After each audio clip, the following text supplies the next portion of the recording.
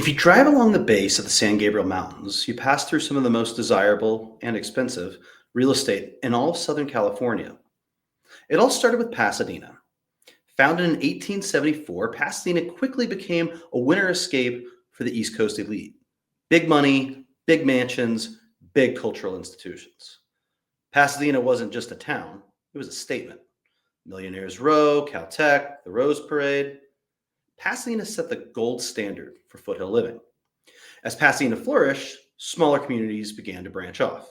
South Pasadena split away in 1888 to preserve its small town feel, building its identity around charming craftsman homes and top rated schools. Sierra Madre grew into a sleepy mountain village, tucked right up against the peaks, quiet and resistant to growth, just east of Altadena. And then there's La Cañada Flint Ridge, which stayed very rural for decades, but eventually became a haven for families seeking privacy, space, and now some of the best public schools in the state. Different vibes, different stories, but all these foothill towns share one thing in common. Over time, they became protected, polished, and priced beyond the reach of most families. And then there's Altadena.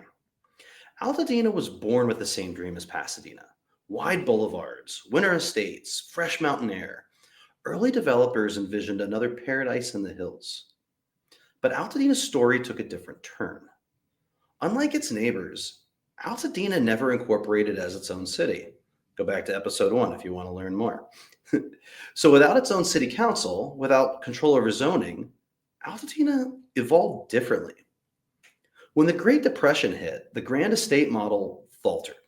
Big lots were subdivided, modest homes, bungalows, Jane's cottages, ranch houses, mid-century builds sprang up instead.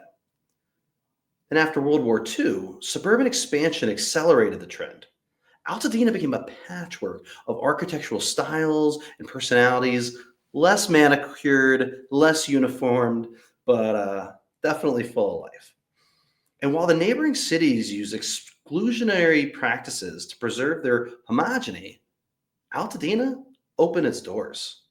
In the 50s and 60s, as Black families faced barriers to homeownership in South Pass, La Cañada, and even parts of Pasadena, Altadena became a place where Black professionals, teachers, doctors, entrepreneurs could buy homes, build wealth, and create a thriving foothill community.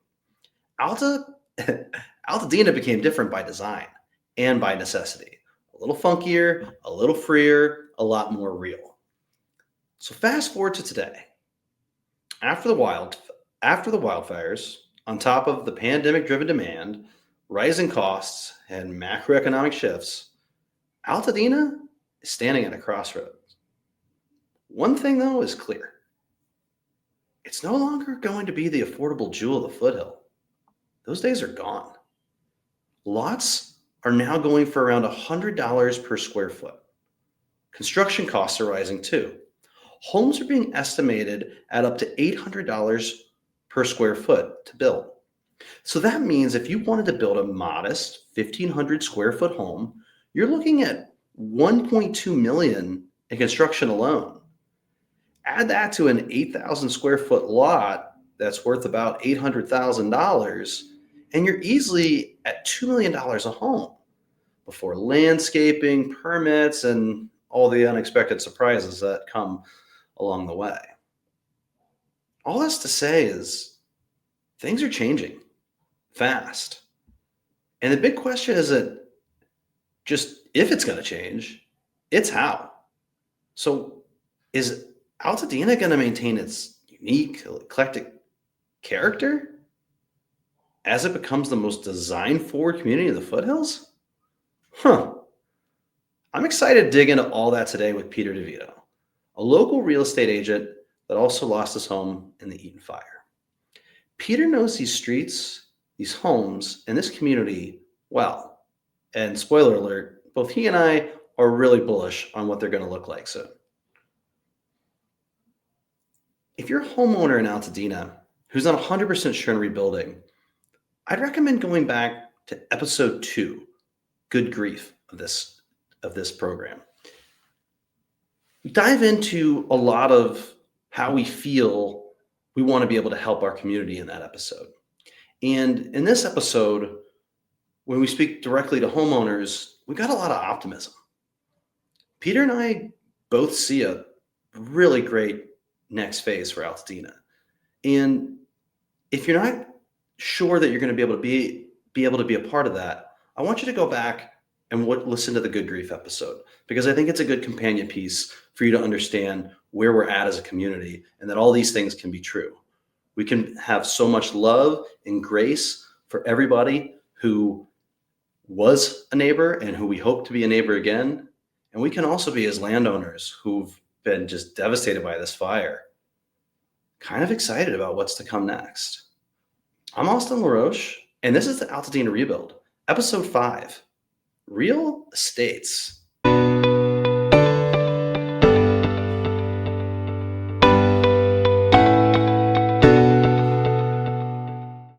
Peter DiVito, welcome to the show. Thanks, Austin. Great to be here, brother. All right. So you and I met in 2018 when I was purchasing my home in Altadena, and it was kind of a crazy time, right? I had never bought a home before, so all of a sudden I'm going up to all these open houses. If I don't put in a bid within, 2 days, the house is off the market. It was crazy. Can you tell the listeners a little bit what was going on in Altadena and just the foothill communities in general in this like late 2010s post-recession era? Absolutely. Well, give you a little perspective. It's interesting. So I got into the game around 2012, and we would call that probably the bottom of the market. And basically ever since 2012, almost till, roughly a couple months ago, it's been an inventory crisis. There just has not been enough actual homes for people to buy. And that, the late 2010s, it just continues to get crazier and crazier up into COVID, which was even completely insane. But there's just not enough inventory, right? And we just had so many people that wanted home ownership, right? And Altadena in and of itself, it really, look, I didn't even know what an Altadena was. I thought it was milk up until 2016, right? And I was living, primarily, I was in Studio City at the time, and I was living, I did a lot of business on the West Side, mostly. I started my career in like Beverly Hills and Beverly Grove and the West Side, Santa Monica and stuff.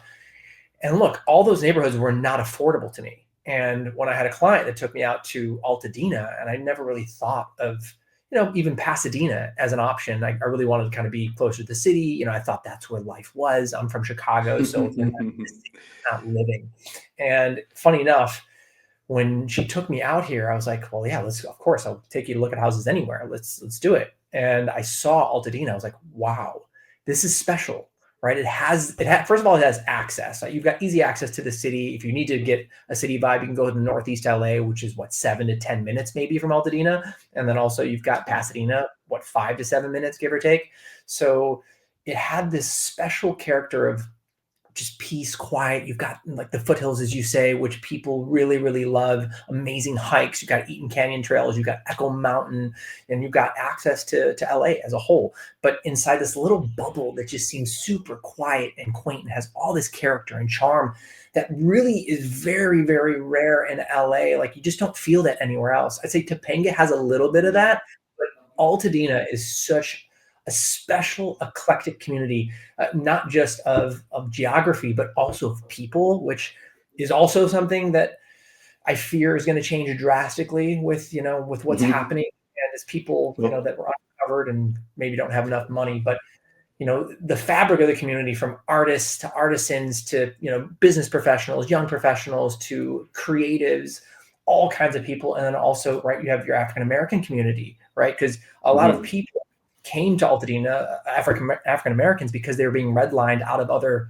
parts of LA and Pasadena as well. So this was the special place that allowed them opportunity to actually purchase property.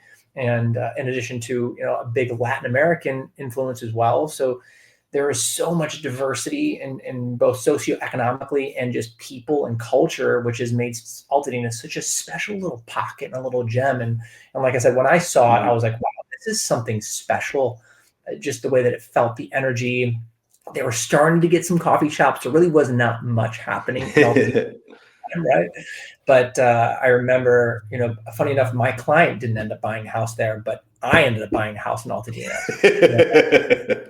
Wow. But special. I see a lot of property. So it was something that I'm like, oh, wow. And plus the value was unbelievable. I basically, in 2016, I bought pretty much a brand new house. It was completely redone and done very, very well for $830,000. It was 3 beds, 2 baths, 1,600 square feet, gated on an 8,600 square foot lot. I mean, literally, there's no way you could find that anywhere else.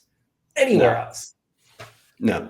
And, I think you're hitting on something that is the biggest elephant in the room, is that those foothill communities are super special and everybody's really excited about them.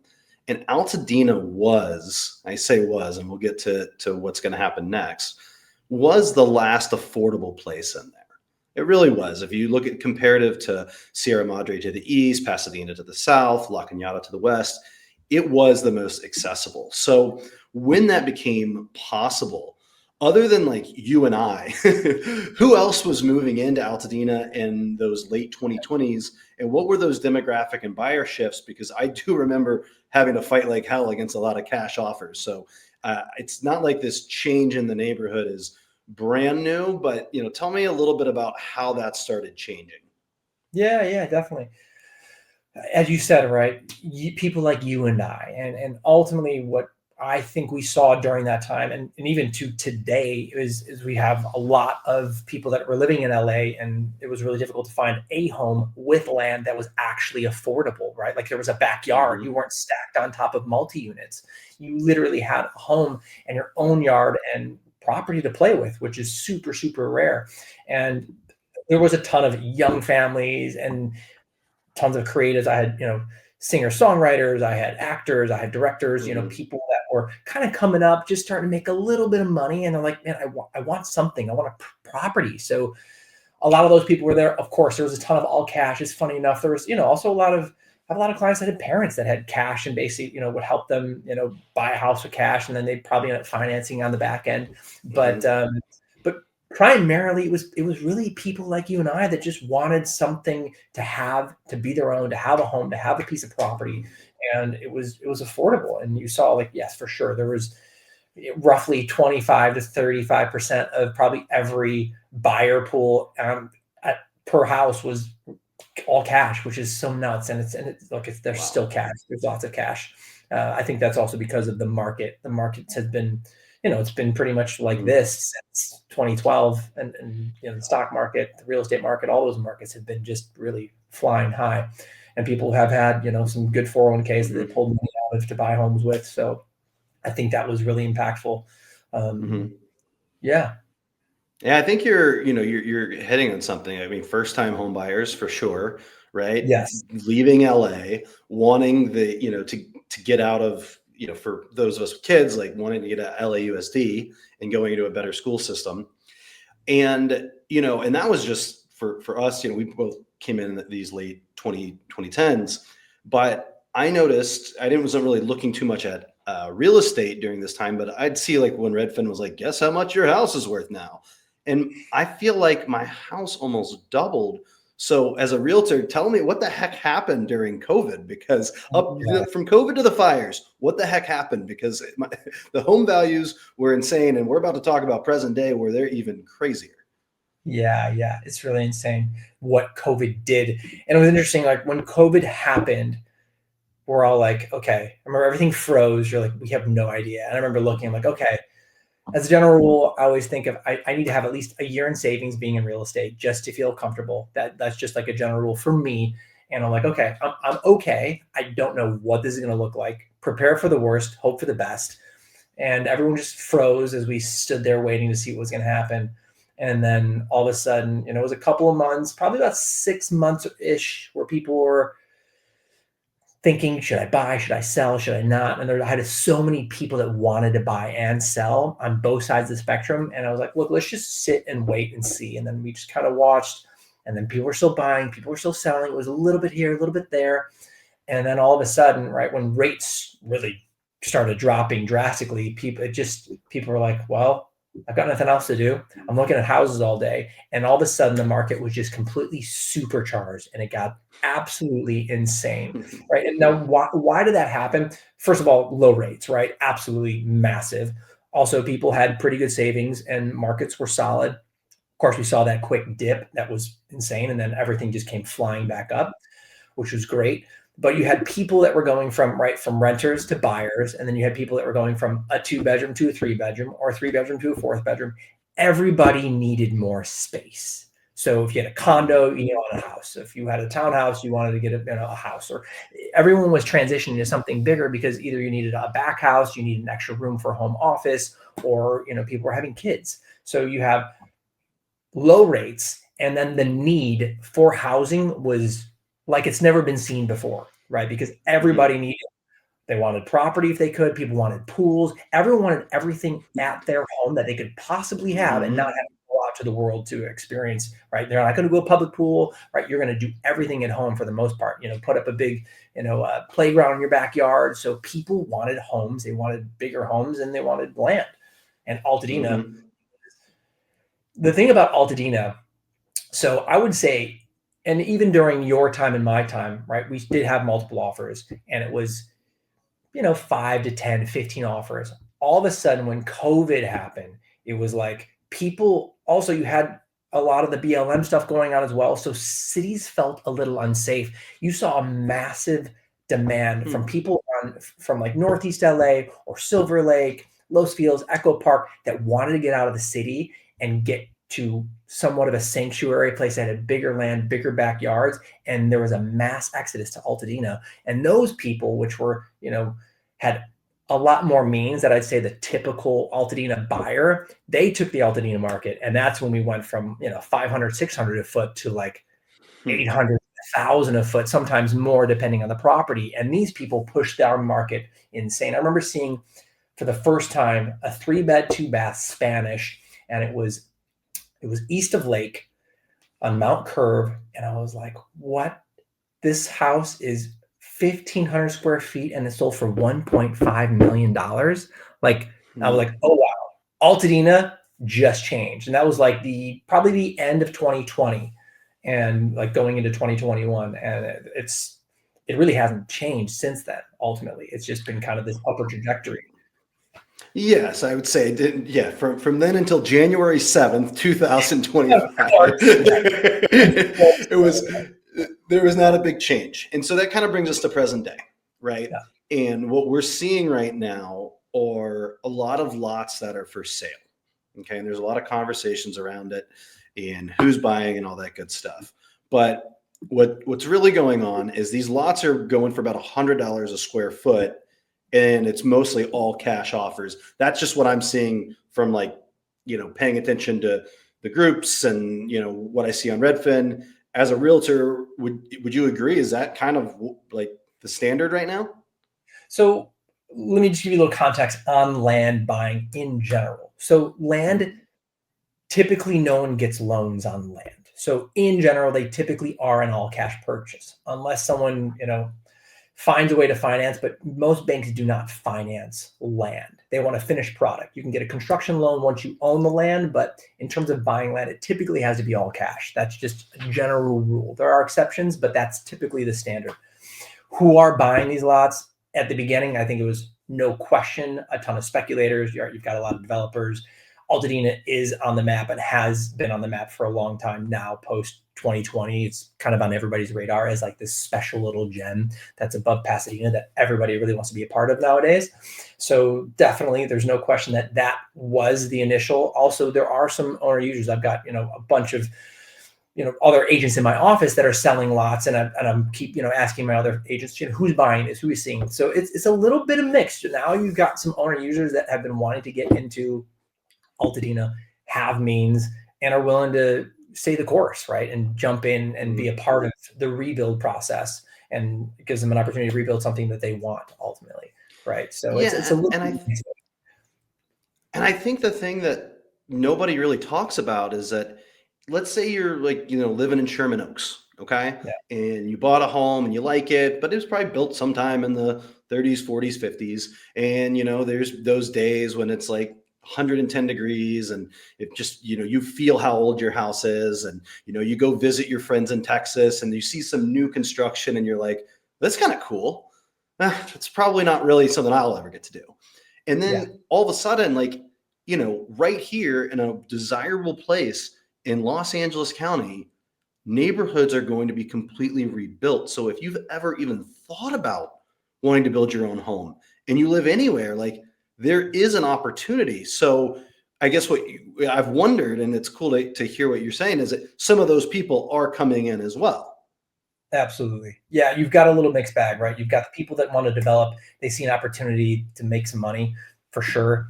But I do see there's definitely there's a lot of people that are now moving to or buying lots, right, to build in Altadena because of the opportunity that exists here now. And it's going to be it's gonna be interesting to see what the community looks like. That's a whole nother conversation. But and also to give you some stats in Mhm. terms of general land sales. So just to give you perspective, last year, land doesn't transact often, pretty much anywhere in Mhm. LA. Yeah. There's just not a lot of it, and there's not a lot of vacant lots. You even looked at a little bit. You guys thinking about doing this for a little window of time, and 4 lots last year sold in Altadena, right? And today, right, since January 7th, we've had 89 lots that have sold, right? We have 56 Mhm. active lots that are on the market Mhm. and then 28 lots that are currently in escrow. So obviously Mhm. that speaks to what happened on January 7th. But just to give perspective, Mhm. the actual data of lots that would sell in a typical year as to where we are today, granted, we lost 9,000 structures. So that's a massive Mhm. number. There's a lot of things that are going to be there. But yeah, yeah, it's wild. It's definitely wild. Well, and it's funny that you say that, and I start thinking about the numbers because everyone has the signs. Altadena is not for sale. And listen, the way that we're structured, no developer is going to come in, get 20 houses on one block, and then all of a sudden we're going to have like a subdivision. Like, that's just not going to happen. But there's enough numbers that say that there are some lots for sale. But when you start looking at it, I was trying to add everything up, and I was like, sold, escrow, on the market. It's like, I feel like that's less than 200 of 9,000 structures. And it doesn't actually sound like that much. It sounds like so many more people, at least right now. Hey, we're still early in the game, right? Um, but I mean, it sounds like there's much more of a push for people to rebuild. But again, we'll see what happens. What are your thoughts on those numbers? Does that seem like a lot? Does it seem like a small fraction? It's relative, right? Just as you stated, right? 9,000 and a couple hundred, that number is teeny tiny, right? That's less than 1%, probably really, really small. But in terms of a typical land transaction in a matter of months, it's pretty astronomical. But in general, I do think it is promising, as you stated, that we do see that people are, they feel resilient, they feel resolved, they do want to rebuild. There's a really tight knit community in Altadena.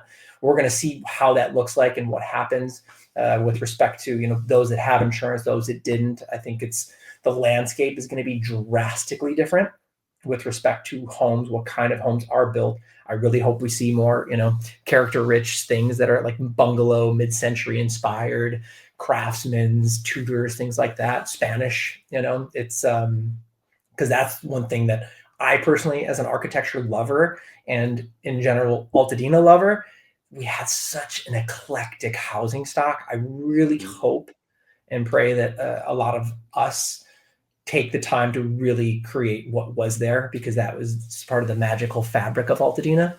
Mhm. You know, Well, I think that's going to be really interesting, right? Because so much of the charm of vintage yeah, it is tied to its history.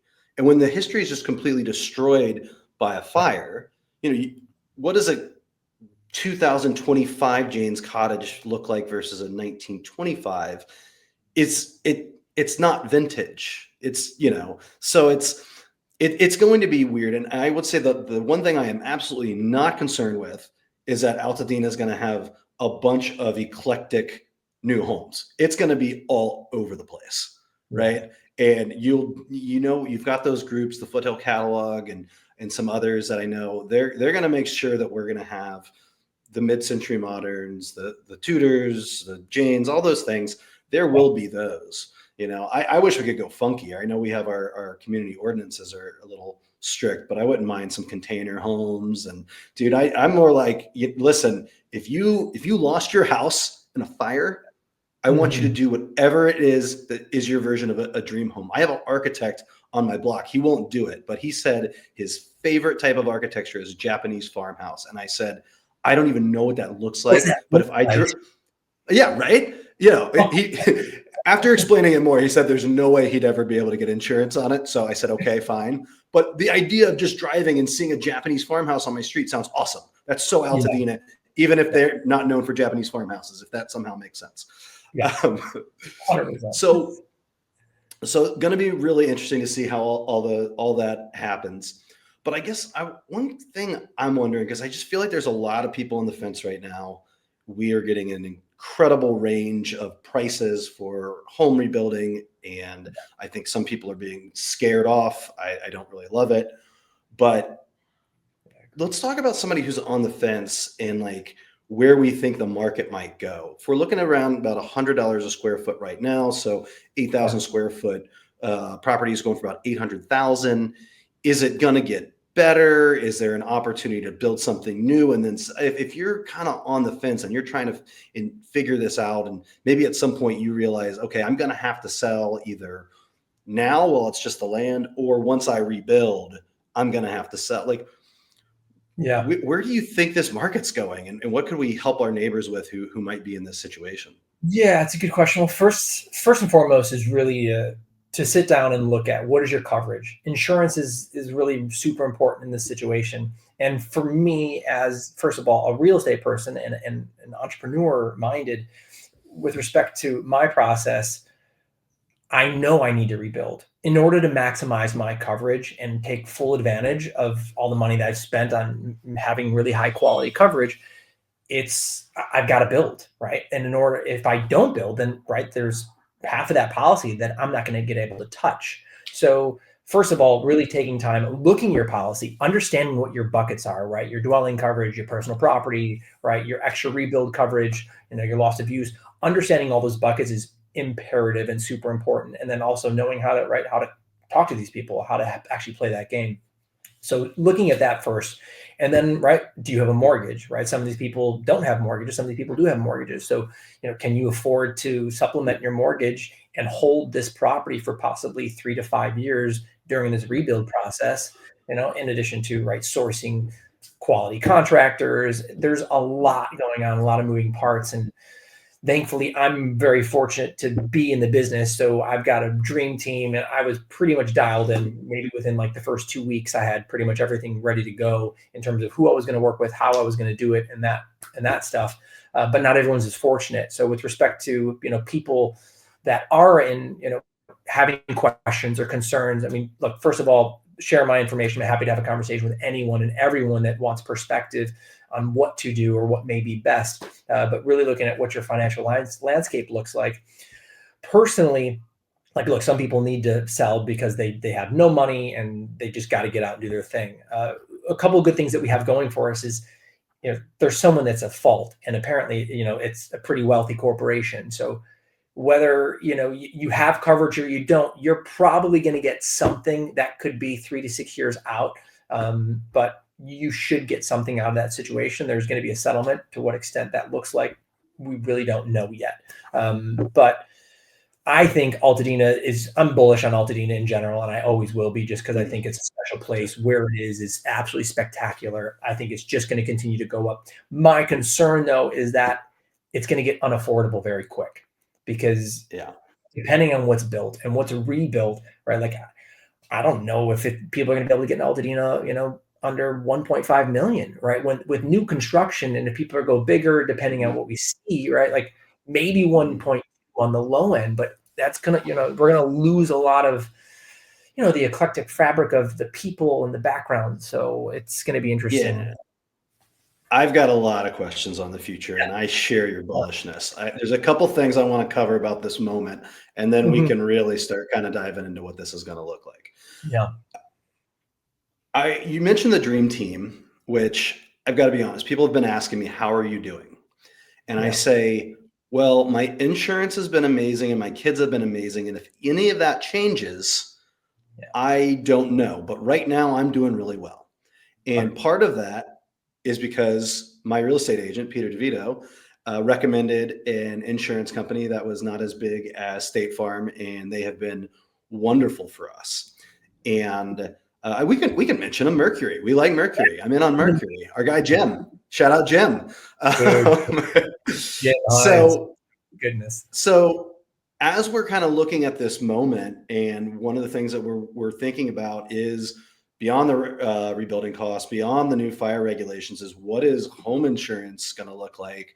What should we be thinking about, those of us who are going to rebuild, so that when we go to our guy Jim here in a couple of years, he's like, well, all right, we'll take you, instead of what we're all afraid they're going to say, which is, uh-oh. Yeah. How's this Yeah. looking? What do we got to do? Yeah. Well, look, that's a massive question. And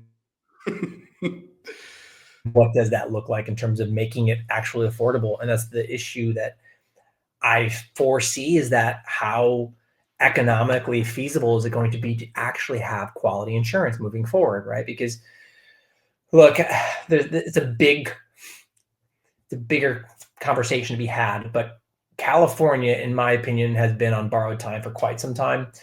And I think that the government has been extremely lax in terms of wildfire mitigation, wildfire preparation. I haven't seen anything done at any level, which I was really enraged with what happened and how it happened, especially here in Altadena and then also in the Palisades. Like the things that we've heard about what wasn't done and what they didn't have in terms of basic tools and preparedness to actually fight fires. Granted, look, the weather in and of itself is a whole different conversation, and we understand that that was a special moment in time that hopefully is never recreated, but you can't fight a tornado with fire, right?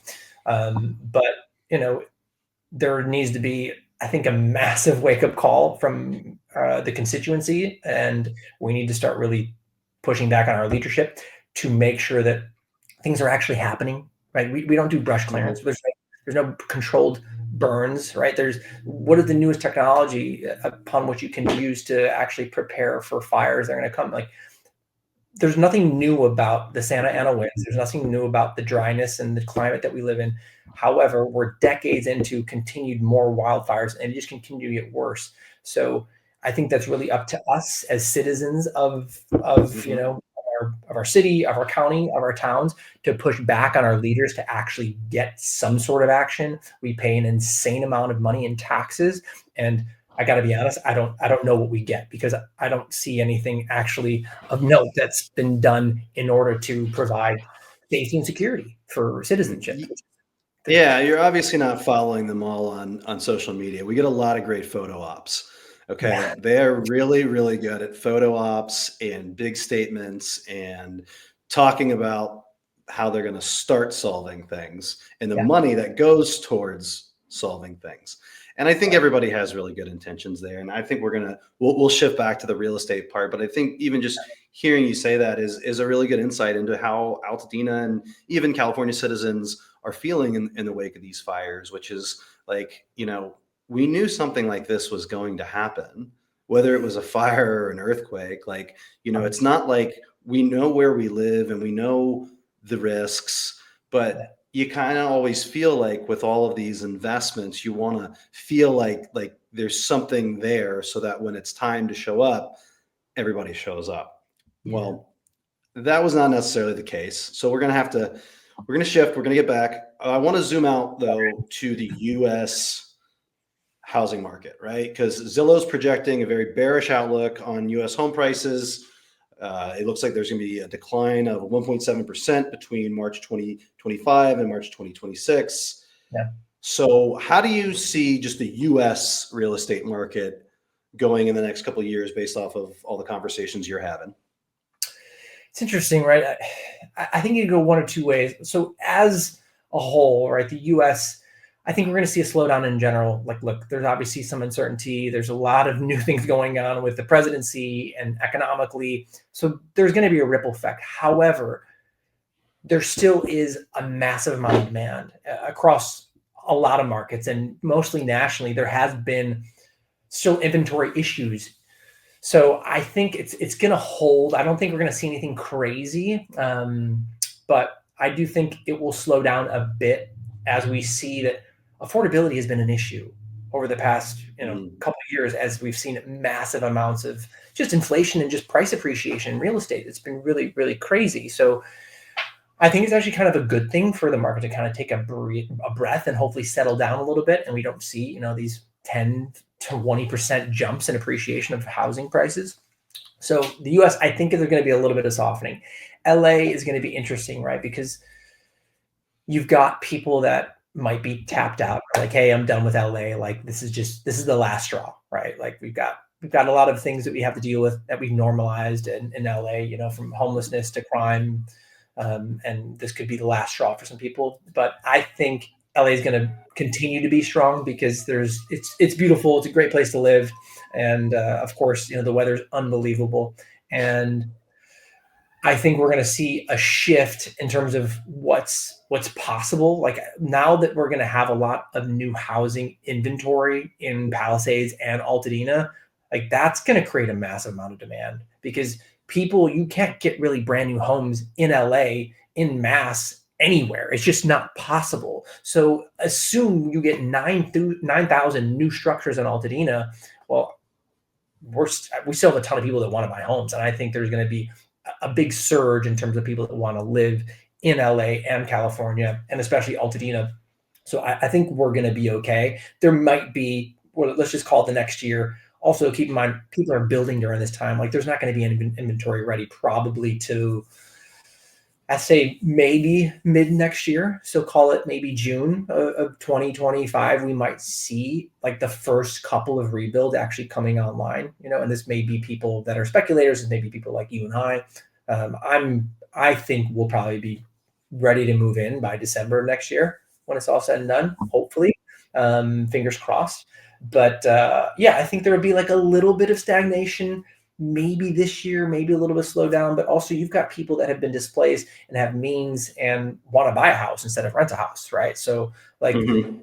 have those of us that have solid loss of use coverage, if you really want to take advantage of that opportunity, well, you can rent your own house back to you and you buy yourself an income property, that's maybe not as great as the home that you lived in, but you have a home, you have the insurance is paying actually the mortgage on that. And then you can keep that property and make it an income property. And then you go back and move back to your house. So there's still people are absorbing homes, the right homes that are still selling. It's just, it's just LA. LA seems to be just impervious to any macro market issues because there's limited Mhm. inventory and also a ton of money in Los Angeles. And at the end of the day, what we see more so than anything is that quality homes priced right are always going to sell.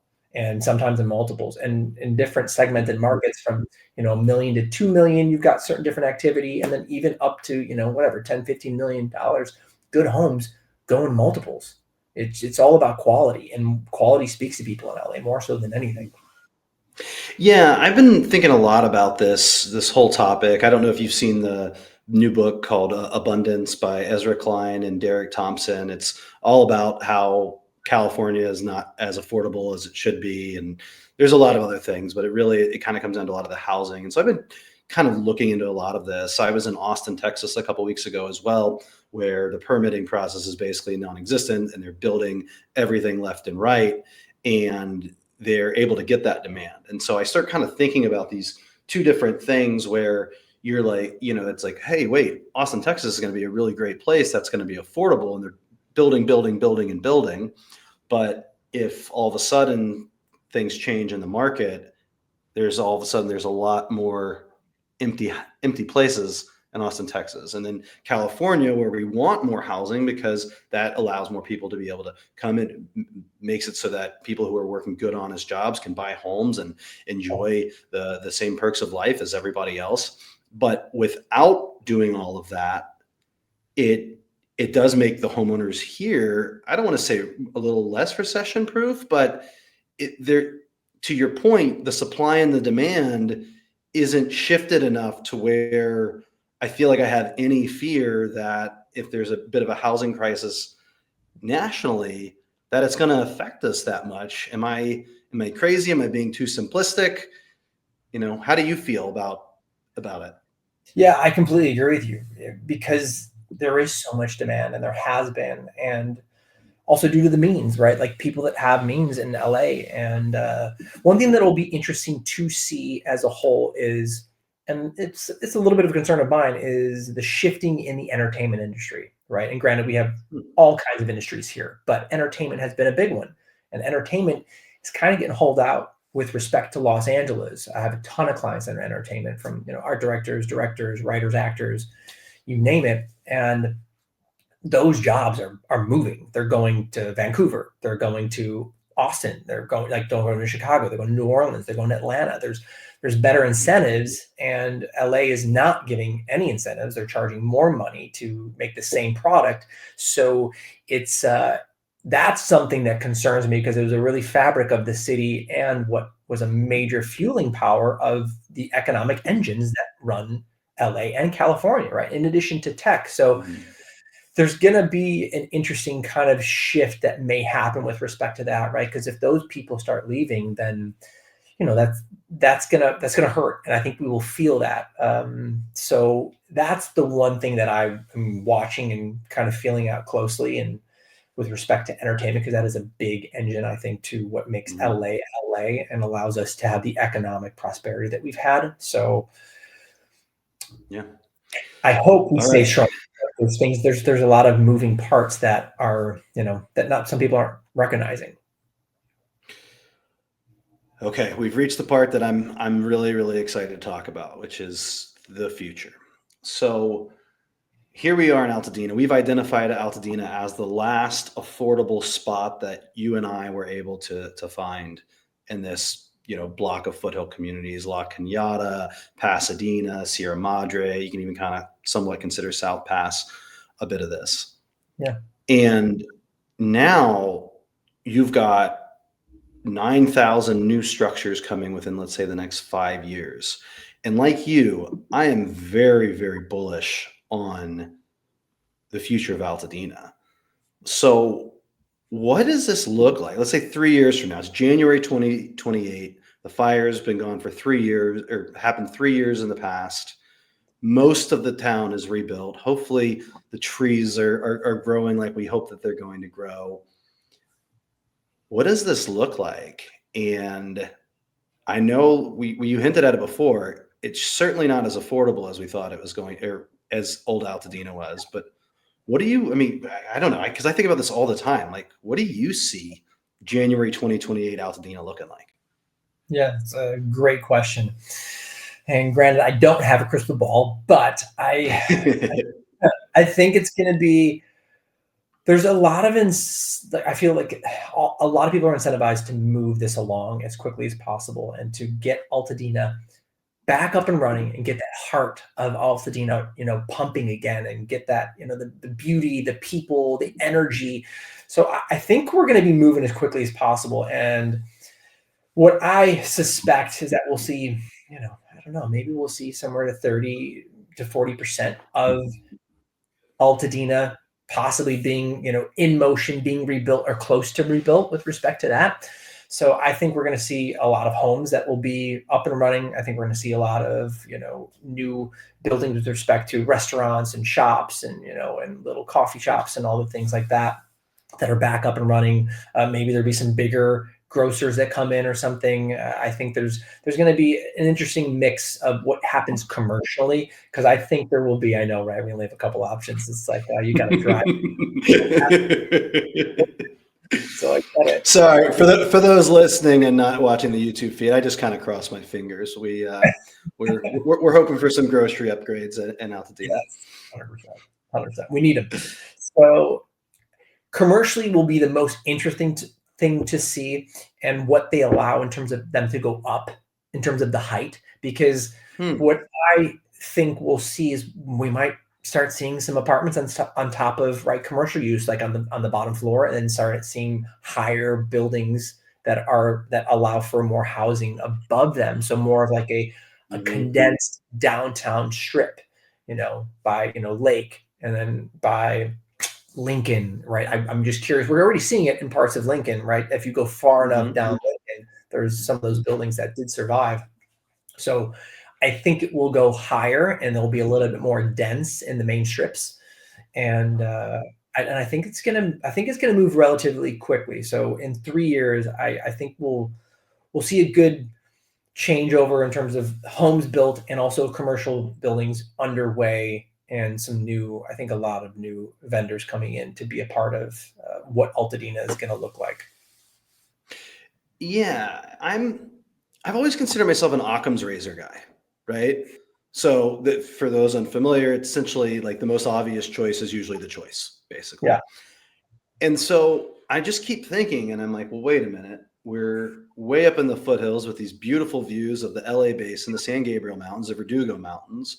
We've got that. We've got the access to Pasadena, to downtown, very similar to, something Sierra Madre would have, but even better proximity, a little closer to the two as well.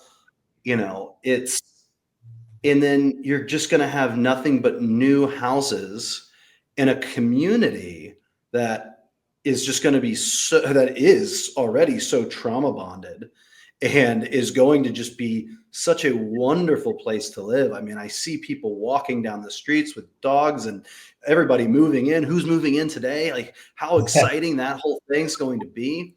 And I'm just like, dude, this market is going to take off. But I've been wrong a couple times in life.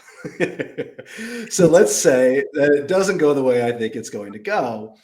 What might my blind spots be? And what risks or challenges do you think might slow down what I perceive as Altadena's growth over the next decade? Yeah, great question. And I'm with you. I do feel that there will be a jubilee of sorts with this rebirth and this renewal of Altadena. And what are the issues, right? So the things to be mindful of course, first and foremost, is the government, right? Like right now, we still do not have a single permit issued in the city of Altadena, right? Oh, So we have four. We have four. we have four now. We have, okay. yes. Did that So, come yes. So quick shout out to my neighbor Margot, who somehow gets the first of everything, and Newsom comes down and does like the photo ops with her. She actually, as of this recording, which is we're recording on Monday, April 28th, she's having a Barger, our LA county supervisor, is coming. She's ready. She loves a good photo op. She's breaking ground right on Palm Street, just west of La Corona Avenue. And yeah, she's breaking ground, and I believe she's one of the 4 permits that have been passed. Margot. Yeah, I know, right? Ring the bell for Margot. I'm going to start getting a bell and ringing the bell for good news and permits getting passed. And so yes, I think it's like everything else. It's like nothing moves, and then once they say go, things start really moving. So sorry to cut you off there. No, but I know it's good news. It's good news. I don't know that we're breaking any. It'll be on the news tonight. So I love it. That's huge. And look, that's inspiring to me because that's been something that's been really frustrating as of I think it was last Monday, right? That was with the last update that I had on the 21st of April, I think was none. But so that we're 4. Look, that's great. And that's my concern. What I've seen has been the city and basically the fire department, they have not been communicating very well. So the fire department is going to have new codes upon which they want us ultimately to be building and what they're going to allow for in terms of setbacks, or how close your ADU needs to be to the actual street, because if you're going to have it too far, then maybe the fire truck can't make it back there, things like that, right? So, and then the city is like, no, it doesn't matter how far your ADU is. So there's been some of the things that they're not on the same page. What a shocker. I know. Supposedly Catherine Barger is working on getting this to be more smooth and streamlined. Now there's a permitting team that she's coming up with. That for me is the biggest issue in terms of capable contractors, people that want to move forward. I think ultimately there's going to be a lot of people that are ready to go and want to go. And once this thing gets streamlined, I think we're going to start cooking. But my concern ultimately is going to be if government allows it, doesn't impinge it too much. Are they going to change codes halfway through, right? Like, the first, 100 houses got to do this. And then the next, now we're going to add this, this, and this. So with LA in general, building codes and permitting process has been a general nightmare. So hopefully they stay true and they allow this to be as clean and streamlined as possible and don't get caught up in bureaucracy. That is going to be, I think, the biggest issue with respect to it. And then also, look, we've got to look at actual supplies, right? So there's going to be a lot of demand on supplies and supply chains, et cetera, with respect to where we're actually getting, all the raw materials, right? The metal, the wood, the piping, right? The copper, the iron, the steel, all those things. That's going to be something to watch, right? We're in kind of uncharted territory with all this tariff situation, and what ends up happening and how that shakes out. What is that going to do to the cost of supplies? So, right. So some people, we might see, a spike in actual costs. Hopefully we don't. But if you're going to have, 9,000 structures that are being rebuilt in one local community, like that's going to be a lot of demand locally. That's going to get, probably push prices up to some extent. So, things like that to be mindful of. And, and I think those are probably the big ones, right? Supplies, cost of supplies, and ultimately, government, right? What is going to be the permitting, and are they going to allow it to stay as clean and smooth as they're telling us it will? The things I think that will be the biggest issues. Yeah, I think one of the things that I keep thinking about is just like you're going to get in any neighborhood, but particularly this one, you're going to have a lot of infighting, and this vision for what people want Altadena to be is going to be very different from person to person, from home to home, and so many want it to be what it was, and that just can't happen, right? Yeah. So some people want it to be something new, which is terrifying to other people. And I guess with these different priorities, I'm wondering, if any of that can hold things up. I mean, and right now you're seeing some of the internet groups, people freaking out over the air quality and some of the testing that is and isn't being done. But if I keep joking, it's like, well, if they are right, and all of a sudden it's a toxic place and lots are $100 a square foot. Now, this is not the first community to ever burn. In fact, many have done it since the beginning of time. So I'm not too terrified of this sort of thing, but I'm just trying to look at every angle because, I don't want to just be so wide-eyed optimist and not see the different angles. But I do wonder though, if part of the ability for the community to come back and thrive is for the community to be able to come back and thrive together. And I think every community is going to be fractured to an extent, but I don't know. I don't know what fears or what outcomes could come from this fracturedness. It might just be the way we all have to live and live together in 2025, 6, 7 in America. But to me, it's like the only negative that and it doesn't outweigh. I think people are a lot more bonded than they are like fighting at each other, but we're still 3 months out from all going through that together. New homes aren't being bought. I've even had some like neighborhood groups where people are kind of talking about what they build and see some side eyes for, some people who either want to go contemporary or others who want to go vintage. Right. And so I'm hoping that we can come together harmoniously and do this. I don't even know if I have a question around it. I think it might just be my only concern. Yeah. Well, it's a good question, right? Or it's a good concern as well, because to get things done in Altadena pre-January 7th, it was a real pain in the ass. So to give perspective, there was a Warmington residential development literally right across the street from my house on 162 East Palm Street. And I got to give them credit, man. They did a great job. And that took 10 years, like 10 years just to get that moving and done. And from talking to the community, the back and forth, because they had to look a certain way, it had to feel a certain way. They couldn't touch the oaks. They had to integrate certain parts of the community, this and that. And so they ended up building 16 single families ranging from 2,500 to I think 2,800 square feet. And I thought they were a great value, from 1.7 to 2.1 brand new homes. Granted, they don't have your typical Altadena lot, but they were brand new. They felt like beautiful, big California craftsmen. They were well done, and I thought they fit well into the community. Some people in Altadena may be like, "You're crazy," but I actually thought they did a good job taking something, brand new and making it feel like it had a little bit of that vintage vibe to it, right? Gosh, that's so funny because you're right. Anybody who was against it or didn't like what they did is just because they love old Altadena. Whereas what you're saying now is maybe you didn't like it then, but those houses survive, by the way, for the most part. So take a look and maybe see what they did and see if maybe you can learn a couple things from them, because I think maybe they are a really good use case. That's actually a really good point, and one I hadn't even really thought of, because they did integrate new construction Yeah. into this vintage community, and I think that's I think that's really great. Now, I have this one question that I've been really pondering, and I want to make sure that I word it correctly.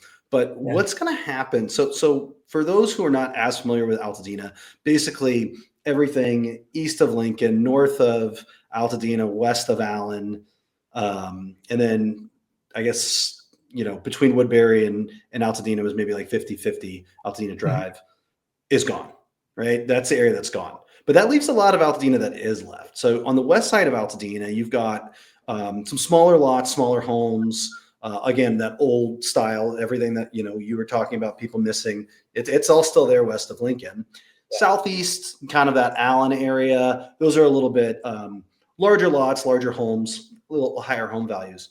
What Yeah. happens to those homes once all the new construction comes? How to Yeah. If I'm a homeowner in those areas, I survived, what's my outlook? Yeah.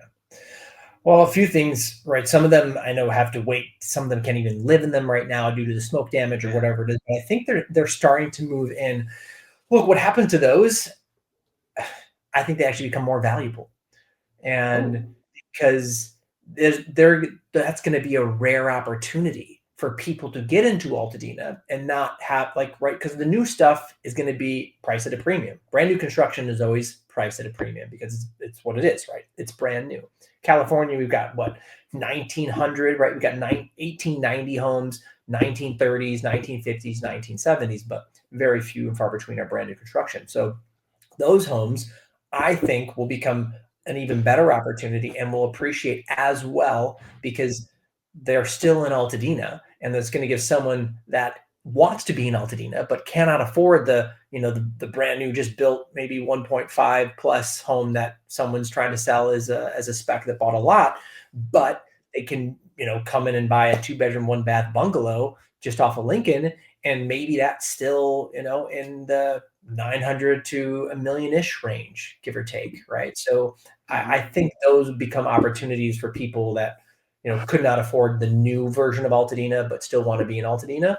And obviously, the higher end stuff, I think, just kind of continues to hold and Mm. go higher from where it is. Those big, massive houses and lots. All right. I know we're running long, but I do have two questions. I got to ask these two questions because Great. I'm very And interested does that in. help? Does that give perspective? In terms of Oh, the, okay, it's absolutely, yeah. I mean, just I was hoping that there was some hope, because I saw a house on the west of Lincoln the other day. It was for sale, and I was like, I don't know what I would do if I was in their shoes. I might be in that same boat. I might feel yeah, like, oh no, new construction's coming. But I think your perspective is awesome, because it's, well, wait a minute, no, now we're preserving history, and maybe even think, once that community starts kind of getting back in and reorganizing, maybe they'll maybe want to turn into a historic district or something that really preserves that history even further. So yeah. cool. I'm happy to hear that. Happy to hear that, especially because there is this massive fear that we all have about people being priced out.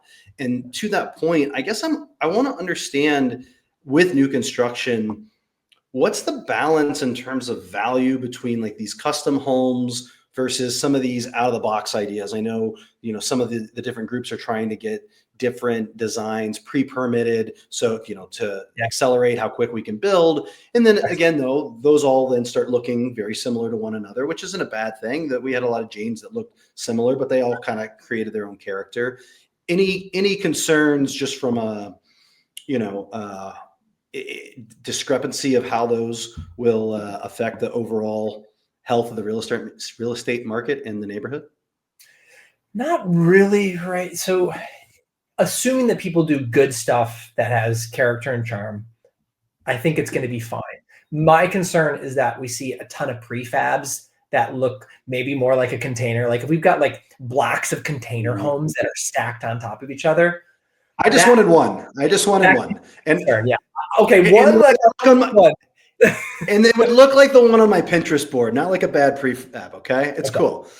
good. Well, send me that. I want to see it. So that's kind of my concern if it becomes like a prefab town.